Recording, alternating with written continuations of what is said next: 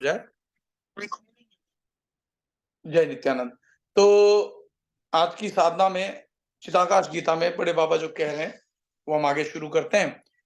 बड़े बाबा श्लोक संख्या 166 में कहते हैं कि एक रेलवे स्टेशन है जहां 4 रेलवे लाइन मिलती हैं। एक ट्रेन कोलकाता जा रही है, एक मुंबई जा रही है, तीसरी मद्रास जा रही है और चौथी एक अन्य स्थान पर जा रही है। ये सभी ट्रेनें एक स्टेशन से चलती हैं और एक ही स्टेशन पर पहुंचती हैं। माया हमारे अंदर से पैदा होती है और हमारे अंदर ही अस्त होती है। ठीक है ना? ये चीज आपको पता चल रहा होगा कि कैसे। मैंने बताया ना, जैसे सामने वाला अगर क्रोध कर रहा है तो रूट कॉज भीतर है। हम उससे कुछ चाहते हैं, वो कर नहीं रहा, इसलिए हमें क्रोध आ रहा है। तो रूट कॉज सब भीतर है। तो हमारे भीतर से ही माया पैदा होती है बाहर। ठीक है ना? और जब हम सिमट जाएगा सब कुछ तो माया भीतर ही समा जाएगी। कैसे? क्योंकि मन के कारण इस सबका अस्तित्व है। वो मन मिटा, सब शांत समाप्त हो जाएगा। कह रहे हैं कि माया व दूध में रहे, मक्खन जैसी होती है। मक्खन दूध में से पैदा होता है। माया कैसी है? क्रिएटर से ही पैदा हो रही है और क्रिएटर में ही समा जाएगी।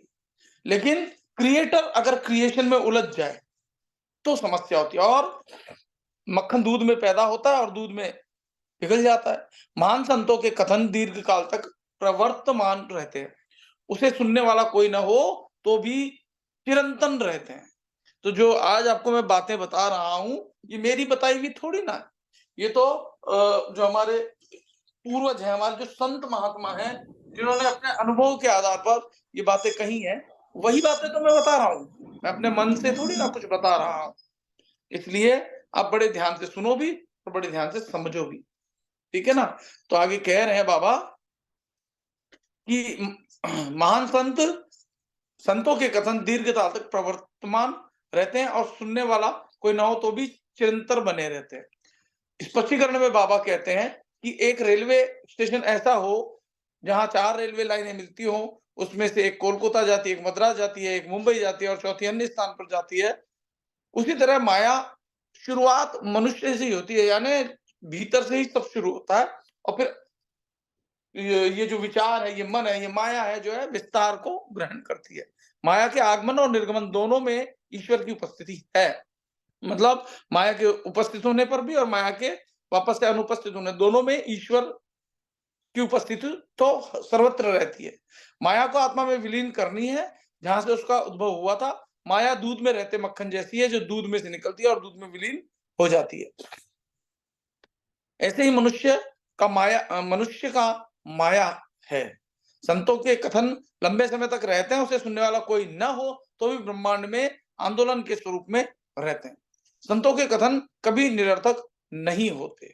ये जो मैं सत्संग आपको कह रहा हूं, भले ही ये हमारा आधे घंटे का सत्संग हो, टोटल हम 1 घंटा चाहे मिला करके साधना और सत्संग करते हो, लेकिन ये 1 घंटा अगर आप सतर्क नहीं रहते हो क्योंकि पूरे दिन में तो आपने अपने हिसाब से ही काम किया है, जो भी करना है, लेकिन ये 1 घंटा आपको बहुत कीमती है। अगर कीमत समझोगे तो जीवन में पार हो जाओगे, नहीं तो साधना में कभी जुड़े, कभी नहीं जुड़े, क्या फ़र्क पड़ता है? किसी को भी किसी से क्या फ़र्क पड़ता है? क्योंकि सब जो है निकले तो एक ही उद्गम स्थान से हैं और एक ही स्थान पर सबको सिमटना है। नहीं सिमटते हैं तब तक कष्ट, दुःख, पीड़ा, परेशानी भोगते जानी है। तो आगे के श्लोक 167 में बाबा कहते हैं, बड़े बाबा की एक मैदान था, वहां यात्रियों के लिए आवास बनाया गया। 2 दिन भी नहीं बीते कि वहां पर मीटिंग का आयोजन हुआ। चूने का उपयोग पत्थरों को जोड़ने के लिए कराया गया था। सभी दीवारों को चूने के सफेद रंग से रंगी गई। चूने से जिस दिन दीवारें रंगी गई तभी बैठक रखी गई। एक मजदूर को मीटिंग में आते लोगों को चेतावनी देने के लिए रखा गया। जिसका काम लोगों को पांव और शरीर पर चूना न लगे उसके लिए अग्रिम चेतावनी देने का था।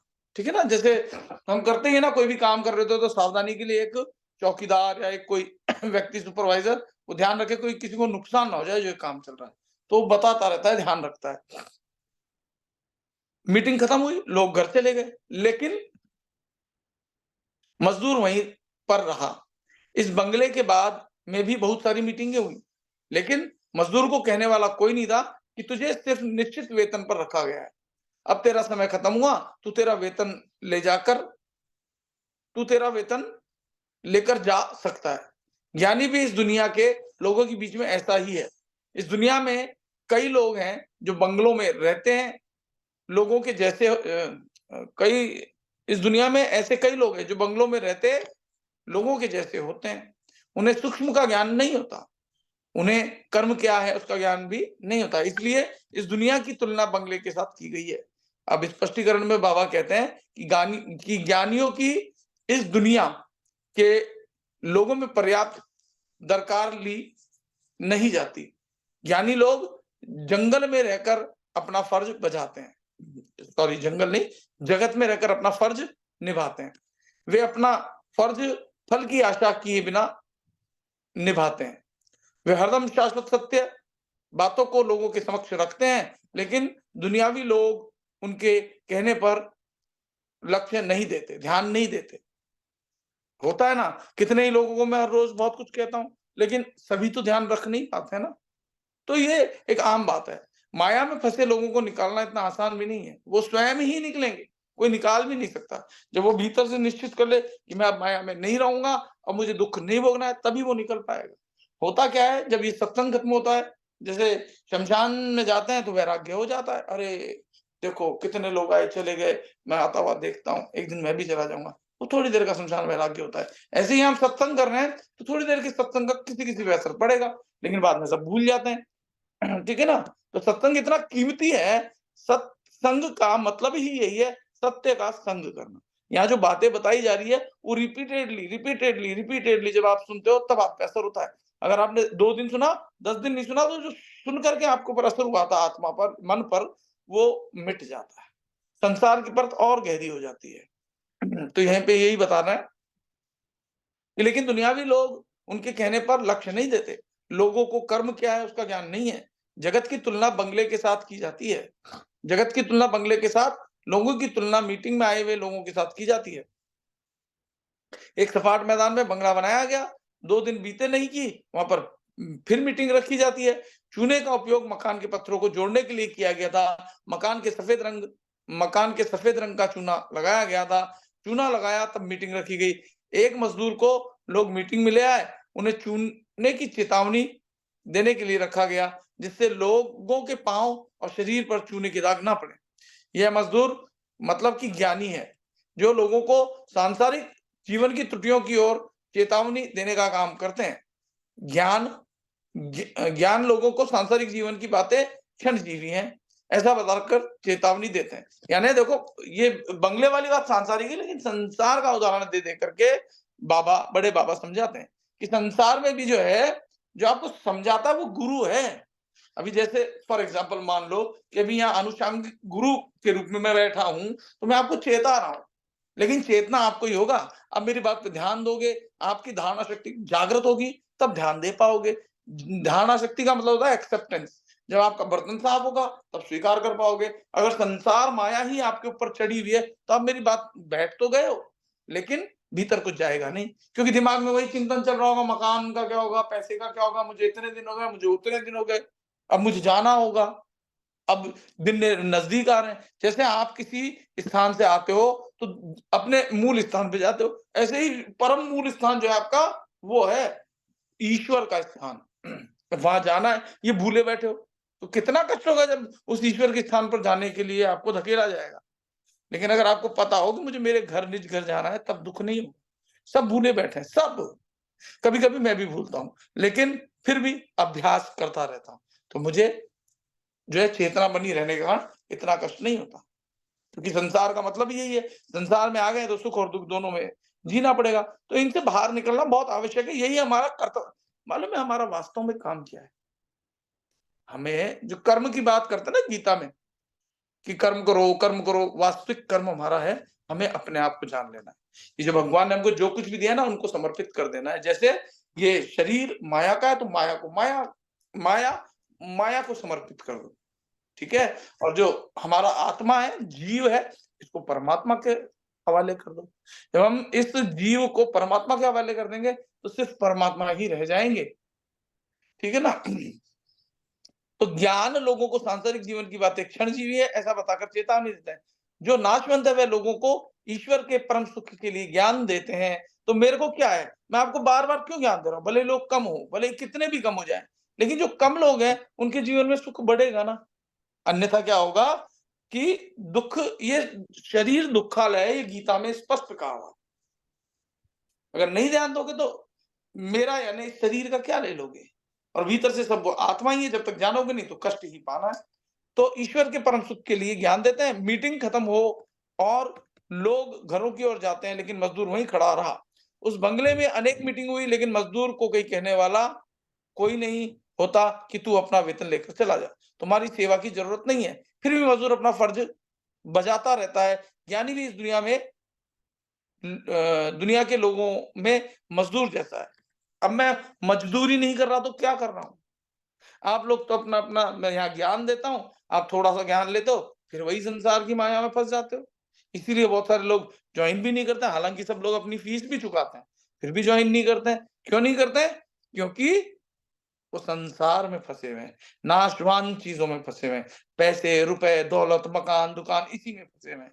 और जब ये सब छूट जाएगा तब कितना कष्ट होगा। पूरी ज़िंदगी आपने बंगला बनाया, गाड़ी बनाई, रिश्ते बनाए, बेटे-बेटी पैदा किए, जब छोड़ के जाना होगा कितना कष्ट होगा, सोचो आप।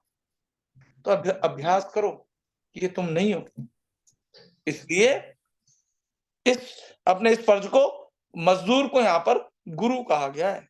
गुरु का उदाहरण मज़दूर के रूप में दिया गया है कि जो है वो सब चले जाते हैं, लेकिन गुरु नहीं जाता, वो समझाता रहता है। मज़दूर की तरह समझाता रहा, अरे भाइयों देखो तुम्हारे दाग लग जाएगा, तुम्हारे चूना लग जाएगा। ये कहने का मतलब सांसारिक रूप में बताया गया उदाहरण, लेकिन जो गुरु होता है वो आपको ये समझाता है कि सावधान हो जाओ। आगे कहते हैं कि उन्हें सूक्ष्म ज्ञान नहीं होता, उन्हें कर्म क्या है वह भी पता नहीं है। कर्म वह है जो निरपेक्ष भाव से किया जाए। ठीक है ना? निरपेक्ष भाव से मतलब क्या है कि कर्म हो रहा है, मैं करता नहीं हूँ। सापेक्ष में क्या होता है? मैं करता हूँ। ठीक है ना? एक होता है होना, एक होता है करना। जब हो रहा है तो अहंकार भाव नहीं है, क्योंकि आई एम द क्रिएटर। मैं क्रिएटर तो हूं, सृजन करता तो हूं, सृजन हो रहा है मुझसे, पर मैं सृजन करता नहीं हूं। मतलब मुझसे सृजन हो रहा है, मैं सोर्स हूं, लेकिन फिर भी जो मुझसे उत्पन्न हो रहा है वो मैं नहीं हूं। ठीक है ना? जैसे मैंने मूर्ति बनाई, तो मैं मूर्ति नहीं हूं। मैंने मूर्ति बनाई है, परंतु मैं मूर्ति नहीं हूं। हम क्या करते हैं, हम जो चीज बनाते हैं हम समझते हैं हम वही हैं और उसमें लिप्त हो जाते हैं। ठीक है? आगे 168 में बड़े बाबा नित्यानंद बाबा कहते हैं, उसी तरह हमें सभी बातों की समझ प्राप्त करनी चाहिए। एक चीज स्थिर खड़ी है, दूसरी काम करती है। एक दूसरे का अनुसरण करते हैं, वे न्याय और अन्याय दोनों से अज्ञात होते हैं। ठीक है ना? जो ज्ञानी होगा उसको न्याय अन्याय दोनों की ज्ञान होगा, और एक होगा जिसको ज्ञान नहीं है, वो ना न्याय को जानता है ना अन्याय को जानता है, उसके साथ जैसा घटित होता है वो उसमें डूब जाता है। जैसे पानी में कोई कूद जाए तो उसके लिए वो पानी जो है, सर्वत्र पानी ही पानी दिखता है, उसको दिखता नहीं कि मैं इससे मुक्त भी हो सकता हूँ। ऊपर भी पानी, नीचे भी पानी, दाएं भी पानी, बाएं भी पानी, यानी चारों ओर माया ही माया। जो ज्ञानी होता है वो इस माया से परे हो जाता है, फिर वो डूबता नहीं। वो जब वो कब बाहर होगा, जब वो तैरना सीख जाएगा। तैरना कौन सिखाता है? गुरु। तो यहाँ पर मैं आपको उसी गुरु के रूप में समझा रहा हूं।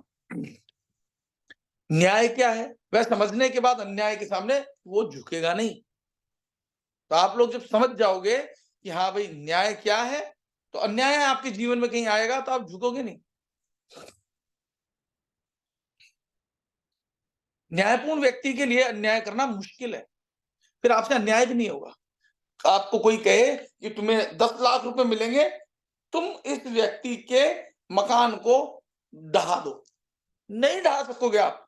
लेकिन कब? जब आपको भीतर से पता चल जाए कि अन्याय है। अभी तो नहीं पता चलेगा, अभी तो पैसा दिखेगा तो अन्याय कहाँ दिखेगा। तो जो गुरु है वो सच्चा ज्ञान देता है, क्योंकि अगर गलती से आपने वो गलत काम कर दिया, अन्याय कर दिया, तो फिर जिंदगी में कष्ट तो भोगना ही किसको पड़ेगा? जो कर्ता होगा। और कर्ता कौन है? कर्ता मन ही करता, मन ही भोगता। ये मन ही आपके दुखों का कारण है। फिर आगे कहते हैं, ऐसा मनुष्य कभी झूठ नहीं बोलेगा जिसको ज्ञान हो गया न्याय का, भले ही उसकी जीभ टूट जाए। अन्यायी व्यक्ति को सब चाहिए होता है, जो अन्यायी व्यक्ति होता है वो सब चाहिए, ये हाँ मेरे को दे दो, ये मेरे को दे दो। वह कभी किसी से नहीं डरता, मतलब पाप करने से बिल्कुल नहीं डरता। अन्यायी व्यक्तियों के व्यक्तियों के मन जगत की गुत्थी में फंसे रहते हैं। हर व्यक्ति का फर्ज है कि न्याय क्या है और अन्याय क्या है। न्याय और अन्याय का मतलब सीधा-सीधा मतलब मैं बता दूं यहाँ, धर्म और अधर्म, ठीक है? तो जो भगवान कृष्ण ने गीता में कहा है कि यदा यदा धर्मस्य ग्लानिर्भवति भारत अभ्युत्थानमधर्मस्य तदात्मानं सृजाम्यहम्, कि जब-जब धर्म की हानि होती है, तब-तब मैं उस अधर्म का नाश करने के लिए प्रकट होता हूँ। तो जब बहुत ज़्यादा ये स्थितियाँ आ जाती हैं, तो आपने देखा होगा, आंदोलन भी होते हैं। आप जब हम भारत गुलाम था, तब आपने देखा होगा, एक क्रांति आई, फिर भारत आज़ाद हुआ। जहाँ-जहाँ भी जब बहुत घोर अंधकार होता है, तो क्रांति आती है। तो जो वास्तव में न्याय को जानता है, वो भीतर से सुखी रहता है, वो गलत कामों में फँसता ही नहीं। स्पष्टीकरण में बड़े बाबा समझाते हैं कि मनुष्य को न्याय और अन्याय क्या है, इसकी समझ होनी चाहिए। यह ज्ञान बिना मनुष्य दूसरे का अनुसरण करेगा। अगर आपको खुद को ज्ञान नहीं है, तो जो देखोगे वही करोगे। अच्छा, ये ऐसे करते हैं, ये ऐसे करते हैं, चाहे वो गलत ही हो। इस जगत में बहुत सारे लोग दूसरे का अनुसरण करते हैं। सब लोग एक दूसरे को करते हैं। न्यायपूर्ण व्यक्ति को अन्याय करना मुश्किल है, तो अन्यायी व्यक्ति को अन्याय करना आसान होता है। ठीक है ना? जो अन्यायी होगा व्यक्ति, वो अन्याय आसानी से कर लेगा। फिर कहते हैं सच्चा मनुष्य कभी झूठ नहीं बोलेगा, भले ही उसकी जीभ के टुकड़े हो जाएँ, झूठ ना बोलने के लिए वो कभी तैयार नहीं होगा। अन्यायी और झूठे लोग हरदम सांसारिक जीवन में मगन रहते हैं। नज़र से दिखता है, वह सब उन्हें चाहिए होता है। गाड़ी दिखी, कोई कह दे, लालच दे दे, हाँ, मैं कर दूँगा आपका ये काम, कि आपको गाड़ी गिफ्ट दूँगा, ये गाड़ी है, मेरा ये काम कर दो, तो वो अधिकारी कर देता है। आज हो यही रहा है, सब कुछ पैसे से खरीदा जा रहा है, सब कुछ, और पैसा माया है। नज़र से दिखता है वह सब उन्हें चाहिए होता है ना। सच्चा मनुष्य इच्छा रहित होता है, उसे कुछ भी नहीं चाहिए होता है, उसे किसी का भय नहीं लगता, सारे विश्व में समा हुआ है। जो न्यायी पुरुष है, जो धर्म का रास्ता जानता है, उसके भीतर जो परमात्मा है, वो सब जगह बसा हुआ है, उसको ये ज्ञान रहता है। उसे सांसारिक जीवन की कोई खेवना नहीं होती। हमारा पवित्र फर्ज है कि क्या न्यायपूर्ण है और क्या अन्यायपूर्ण है, और वह हमारे आत्मा की पहचान करने का है। ठीक है ना? हमारा क्या काम है? हमारा काम है कि हमें आत्मा को पहचानना है कि मैं कौन हूँ? जीवन में ये प्रश्न आपके घेरा जाएगा, और आप उसको मैं को जानने की कोशिश करोगे, तो आपका जीवन सफल हो जाएगा। यही हमारे जीवन का उद्देश्य भी है। बड़े बाबा 169 श्लोक में समझाते हैं कि नदियाँ और नाले सागर में मिलते हैं, और सागर में एकाकार हो जाते हैं। उसी तरह क्षणजीवी चीज़ें अनंत चीज़ों में एकाकार हो जाती हैं। द्वैत भाव एक ईश्वर भाव में पिघल जाता है। ये कब होगा? देखो, आपकी मर्ज़ी है, आपकी, आखिर ये जीव है आपका। आप ज़िंदगी भर दुःख पाना चाहो, कई जन्मों दुःख पाना चाहो, जन्मांतर दुःख पाना चाहो, ये मर्ज़ी है आपकी। और आप चाहो कि मैं उस परम आनंद को प्राप्त हो जाऊँ, जहाँ उस स्थिति में जाने के बाद जीवन में कभी कोई दुःख नहीं आता, कोई पीड़ा नहीं आती, कोई बीमारी नहीं आती, कोई बुढ़ापा नहीं आता, मैं सदैव आनंद में रहता हूँ। उस स्थिति को कहते हैं सत चित आनंद।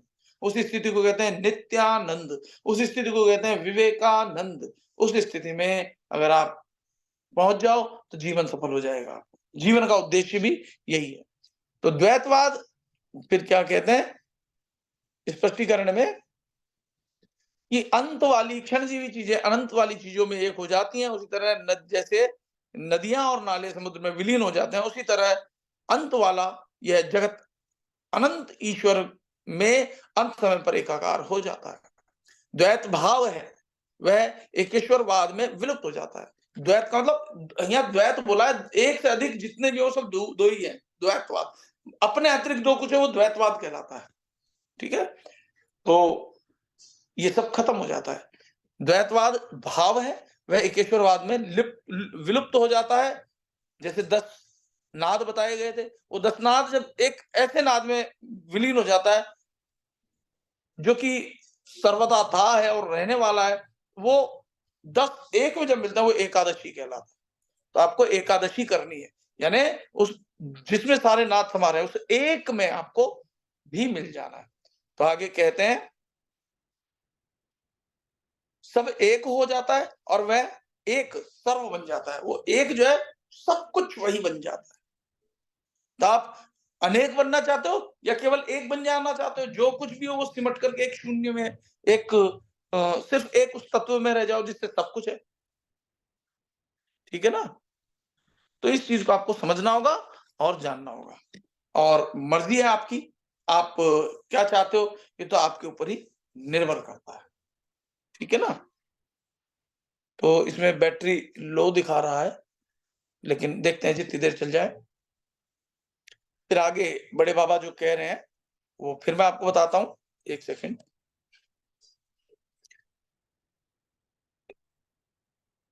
सब एक हो जाता है और सर्व बन जाता है। एकेश्वरवाद मतलब ईश्वर की अनुभूति सभी में करनी है। सब में आपको आत्मा है ना, दिखती तो है, लेकिन जब आपको भीतर से अपनी अनुभूति हो जाएगी। मैं बता रहा हूँ, मैंने 2-3 उदाहरण बताए कि एक बार एक बिल्ली गिर रही थी तब मुझे ऐसा लगा, एक बार ऐसा हो रहा था तब मुझे ऐसा लगा, वो सच में आपको भी लगने लगेगा। ठीक है? अनुभूति एक श्रेष्ठ चीज़ है। तो ये हमने कर लिया है। अब हम सभी लोग ध्यान में बैठेंगे। सभी लोग जो है एकदम सीधे बैठ जाओ, कमर सीधी, गर्दन सीधी, आंखें बंद, और शरीर एकदम सीधा हो। देखो ये कीमती ज्ञान है, इसीलिए 10 ही लोग हैं। मार्केट में हम हीरा लेके जाते हैं ना, तो हीरे को आप कबाड़ी वाले के पास लेके चले जाओ, तो आप दिखाओगे कि ये है, वो कहेगा साहब मैं इसके 10 रुपए दे दूं। वही हीरा आप सुनार के पास ले जाओ, वो थोड़ी सी परख उसको होगी, वो कहेगा मैं इसका आपको 1 लाख रुपए दे दूंगा। और वही हीरा आप किसी जौहरी जो हीरे का काम करता हो, हीरे कारोबारी के पास, उसके पास ले जाओ, तो वो कहेगा मैं आपको इसके एक 10 लाख रुपए दे सकता हूँ। तो इस ज्ञान को इस कीमत कौन कितनी लगाएगा, ये तो उसकी भीतर की चेतना के हिसाब से पता चलेगा। क्योंकि जिसको कीमत पता है कि हाँ ये जो ज्ञान है कितना कीमती है। हर व्यक्ति तो हीरा खरीद भी नहीं सकता ना, हर व्यक्ति। ठीक है? तो अगर आप लोग यहाँ समझ रहे हो, कम लोग हो, लेकिन आपको हीरे की परख है इसलिए हो, नहीं तो आप भी नहीं होते। ठीक है ना? और उस मज़दूर की तरह जिसके लिए बाबा ने बताया कि वो मज़दूर जो है सब चले जाते हैं, फिर वो फिर भी नहीं जाता। यानी सब जगत में चले जाते हैं, मौज-मस्ती में चले जाते हैं, लेकिन गुरु इंतज़ार में रहता है कि कहीं कोई ऐसा ना आ जाए जो कि जिसके कि दाग लग जाए, जिसके जीवन में कोई परेशानी हो जाए, वो चौकीदार की तरह चौकीदारी करता रहता है। ठीक है? तो आज का ज्ञान इतना ही।